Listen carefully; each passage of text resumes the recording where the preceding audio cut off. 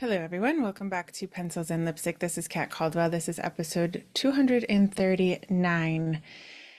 On this podcast, we talk with people in the publishing and writing industry. I talk to a lot of authors, people who make software for us authors. And this year, we are diving into different conversations around craft, around the industry, around how we build our brands and our businesses, because all of us look at it a little bit differently. Today we're going to talk about craft a little bit more.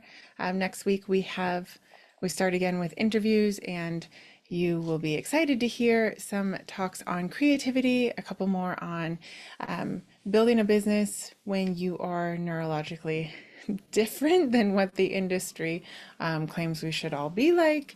Well, and it's not even that, it's like how things are taught. If you don't think like that, if you don't see things that way, then then it might feel like you don't have as much guidance. So we'll be talking to Monica Hay about that, and I have a couple more interviews coming up about rejection, because that is a big part of our life as writers. I hate to say it, but it's true. So today we are going to talk about craft because I had somebody write to me and ask me about backstory. They said that they had written this novel and they gave it for some feedback, and they had thought all along that they shouldn't be giving a whole lot of backstory, and so kept themselves from giving a lot of backstory, and now their readers want backstory. and she's confused, and she says this doesn't make any sense. So how do we deal with backstory? So that is what we are going to deal with today on the podcast. I hope that you will stick around.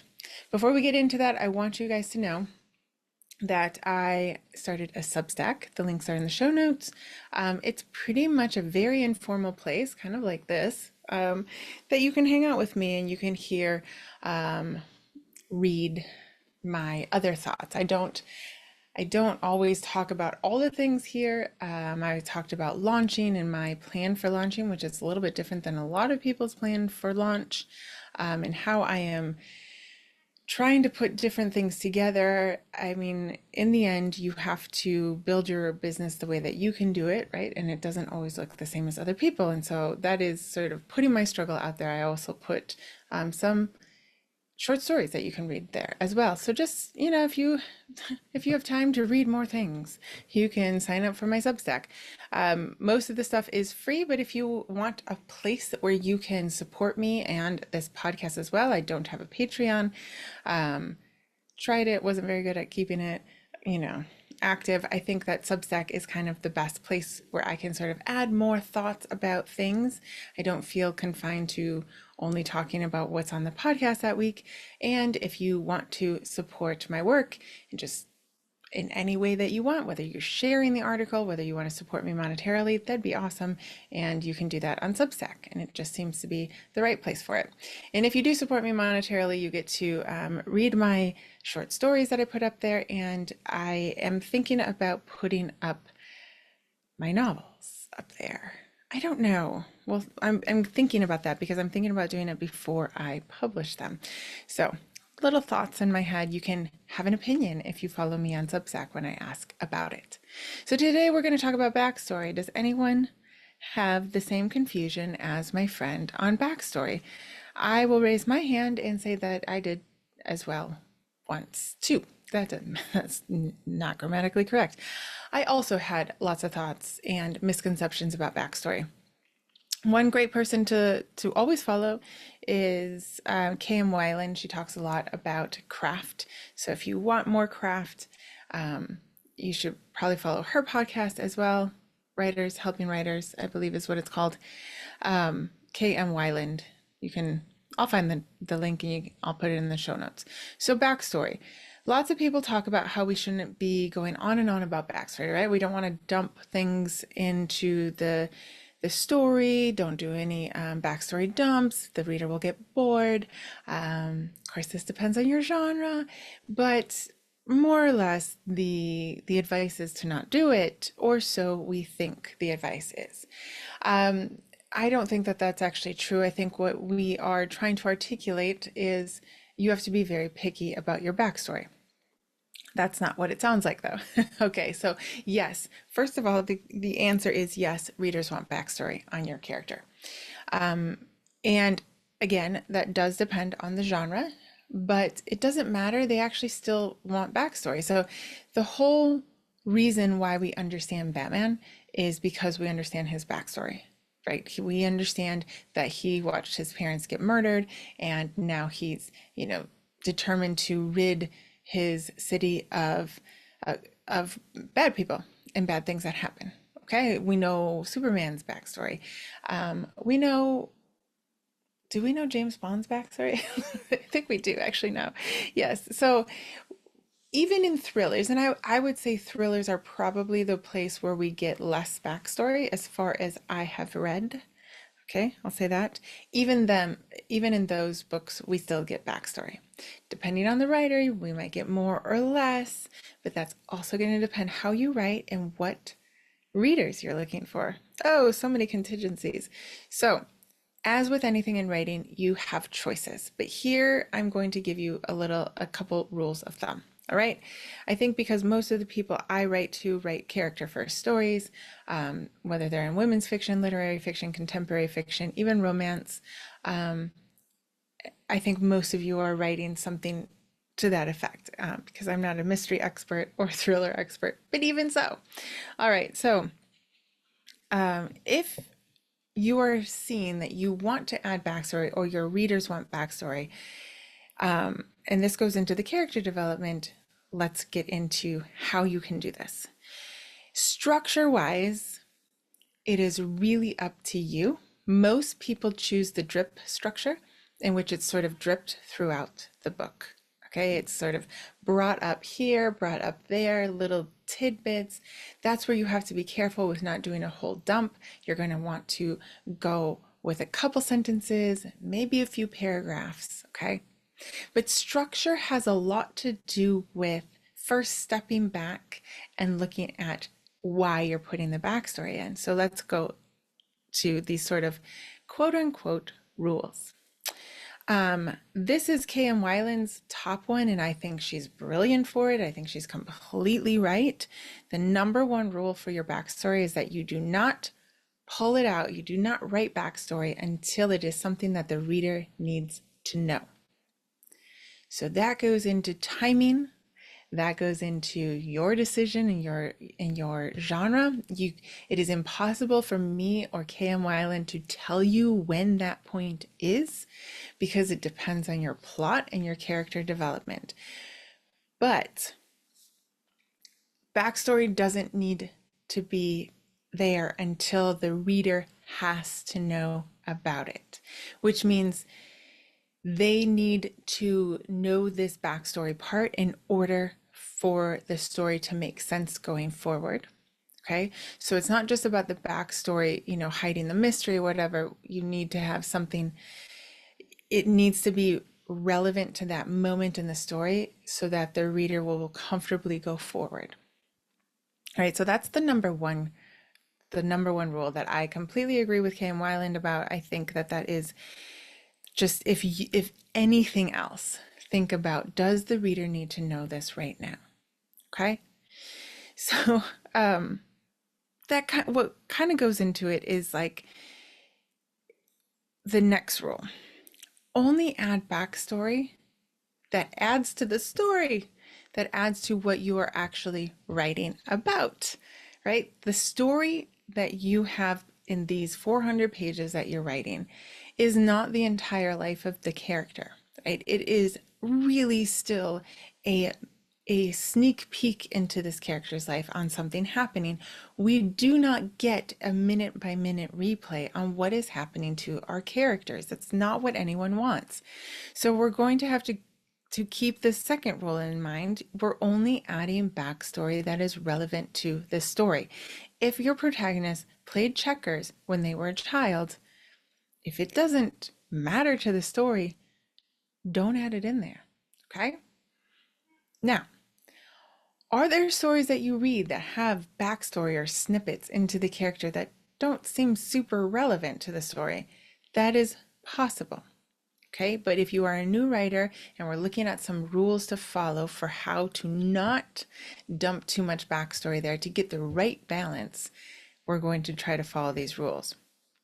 Okay, now what you can also think about is whether or not what you are putting in there is relevant to the development of the character arc. So it doesn't always have to do with the plot point, right? So when I say relevant to the story, a lot of times we're thinking about relevant to the plot of the story. And I before you go out and go take out all this backstory or start to argue with me in your head, it is possible that what you have there is important for the character development, or it is important for the reader to know in order to understand the character. Okay?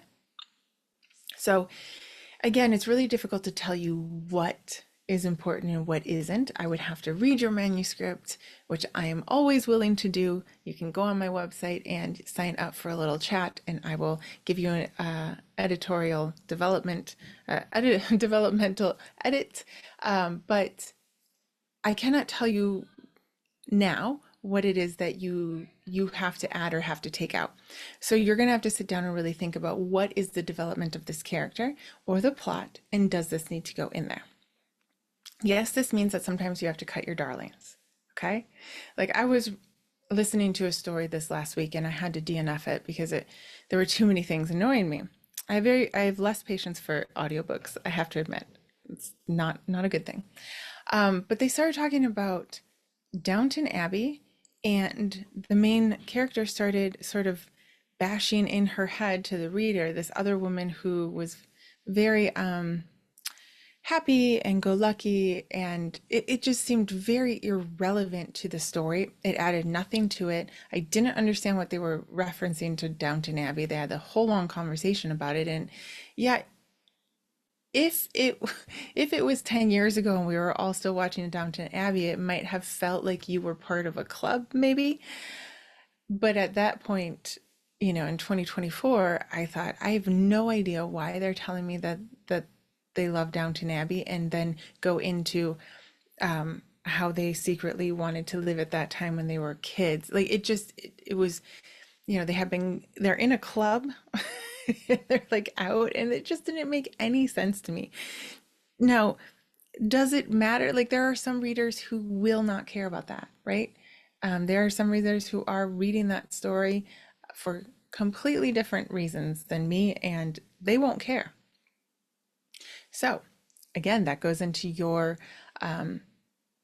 your choices as a writer to make these choices on purpose. And so, as I always say, I'm just giving you information so that you can make these choices on purpose, so that when a reviewer or a reader tells you something, you can say, yeah, but I thought I wanted to keep it. I kept it on purpose. Okay. But again, you might have to cut your darlings because of this. I am going over one of my manuscripts now before I send it out. And yeah, there are a couple like witty lines that don't add anything to the story, and it kind of makes me sad that they're so witty. I kept a few, but I had to cut some of them because it just was adding so much fluff to the story, and I want to keep it trim. This goes into also the next rule. What you add in the backstory needs to have an anchor in that story. Okay, it's kind of, I know it's really close. All right, we're only going to add in what is for that story. But going back to sort of my darlings that I'm cutting, if you add something into the story as a backstory to this person, more likely than not, the reader is going to think it's there for a reason. It's kind of that quote that gets, I think several people have claimed to have quoted it, but if there's a gun in the first scene, it better go off in the next scene, right? If you're adding things into the backstory, we are going to think it's going to come up somewhere. All right.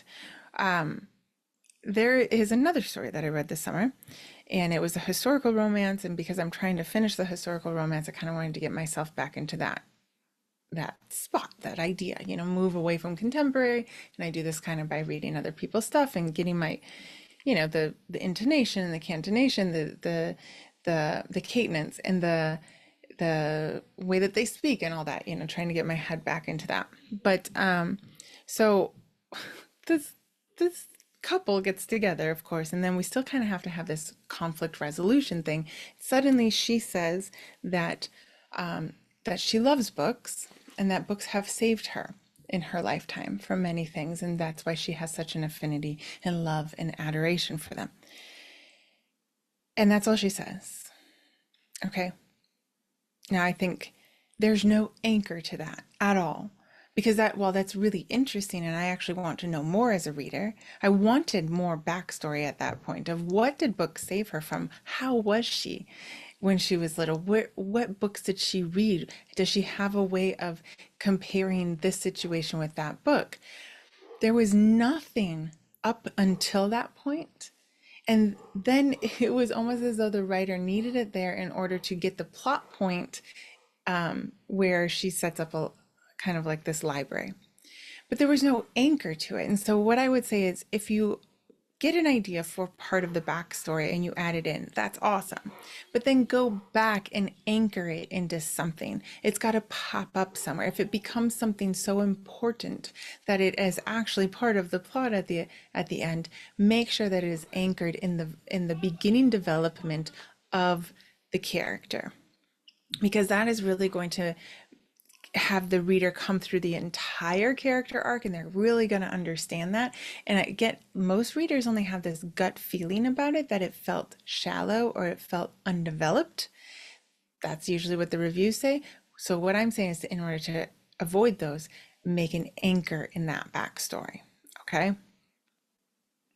So when you decide what is important to the story, that what is going to be added to the story, what's going to be anchored to the story, what's going to be taken out of the story, all right, you're going to start thinking about when to start adding the backstory in, because we're only going to start the process of adding it in when the reader needs to know it.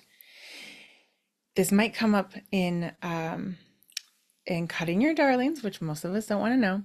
And I want to say also that a lot of times you won't know these things until you finish the draft. All right. I was talking about this with Emma Desi the other day, about how there are so many things you just don't know about your story, especially as a new writer, until you finish the draft, because you're only really able to go back and look at what it is that you really want to put in there once you finish the draft. Okay.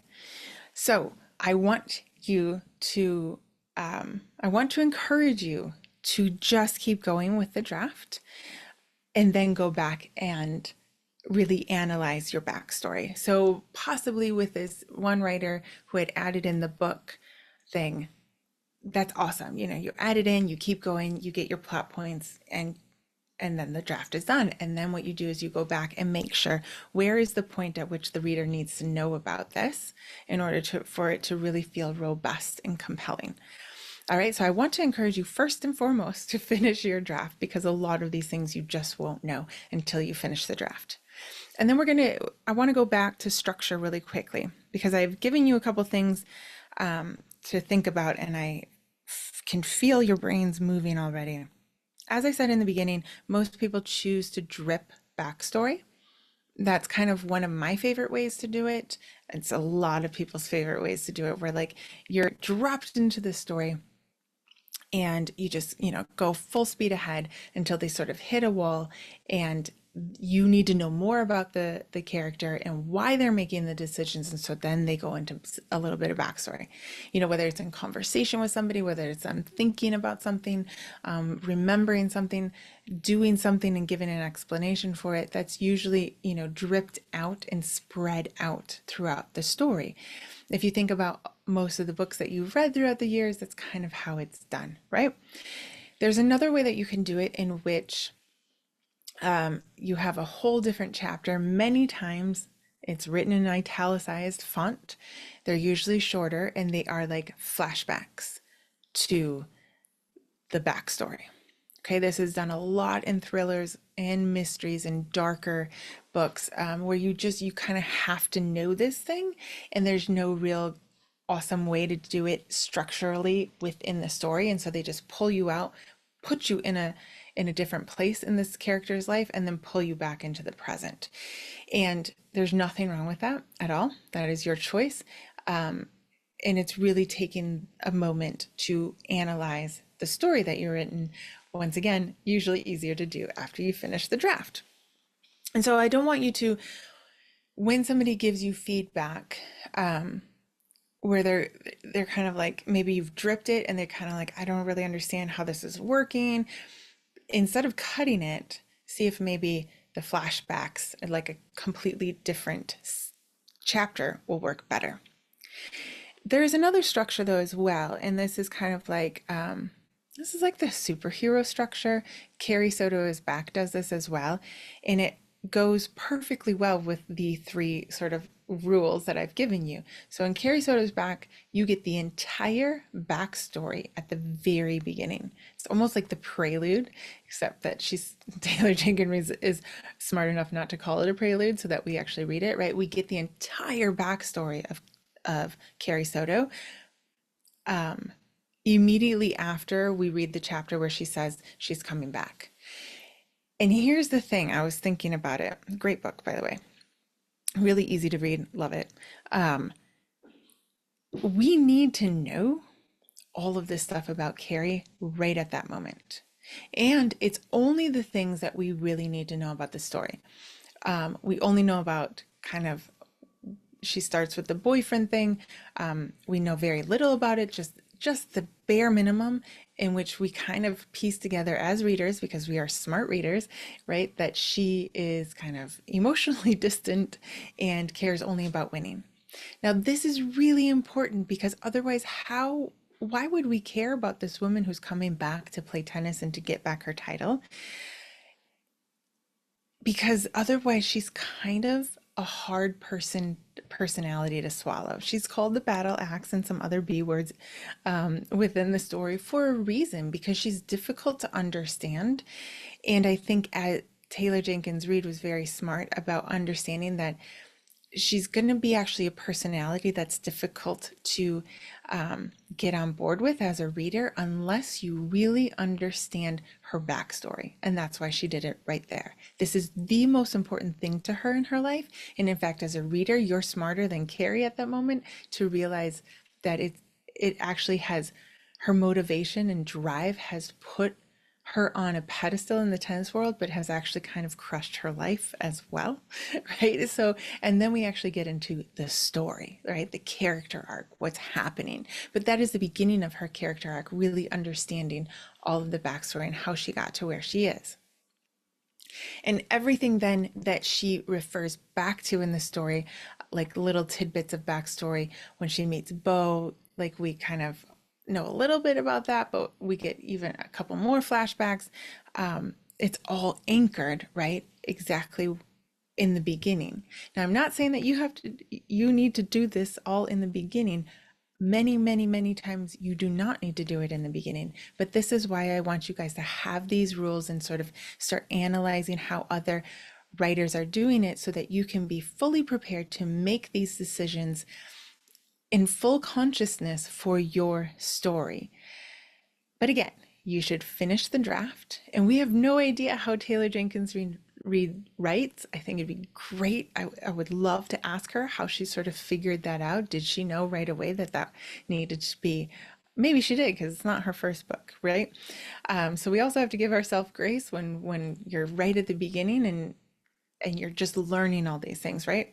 Even if you've written 3 books, there's still lots of structure, lots of things that you have to learn. So please finish your draft and then have that step back and really analyze where the reader needs to know the backstory, how much the reader needs to know, and is your backstory anchored in something at the beginning or anchored in for the reader, that they understand it and they know where it came from. It didn't just pop out of nowhere, and it doesn't have any strings to anything else going on before that. All right. And then you start looking at your structure and deciding how you want to do it. Because in the end, I'm sure Taylor Jenkins Reid is talented enough to have done it a different way if she wanted to. I think she chose the perfect way. And I think that's why her books become bestsellers because they're easy to understand and read and get sucked into that way. But you don't have to do it that way, right?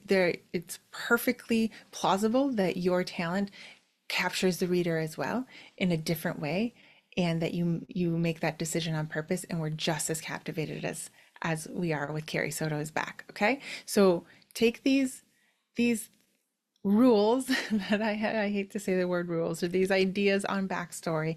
Think about where you are in the story. Think about where you are in the draft and how you can apply these to your story. And again, finish your draft first and then maybe go back and analyze it from a distance, or possibly get somebody else's thoughts. Maybe you can send this podcast episode to someone else, another writer, have them listen, and then you both go back and sort of talk about your books and talk about where you want to put the backstory. Okay, so if you guys have any thoughts or ideas about this, I am going to be writing about it over on Substack as well. You guys can follow me there. You can follow me on my writer's newsletter. I kind of have different stuff going on both. Sometimes they overlap, sometimes they don't. Sometimes I have completely different stuff going on because it's all for the different audiences. And again, you guys can follow me. All of my social media are below. I actually joined Threads. I don't know why, but I'm there as well. Just one more distraction for me. So I'll be talking about ARC readers over there, kind of just about books, just about my books. And so come follow me, see me, say hello. I'd love to see what you are writing and hear about your stories. So until then, until I see you on Threads or on TikTok or wherever, if sort of give me a DM and say, I listened to your show, I'll follow you back. I love seeing what other people are doing.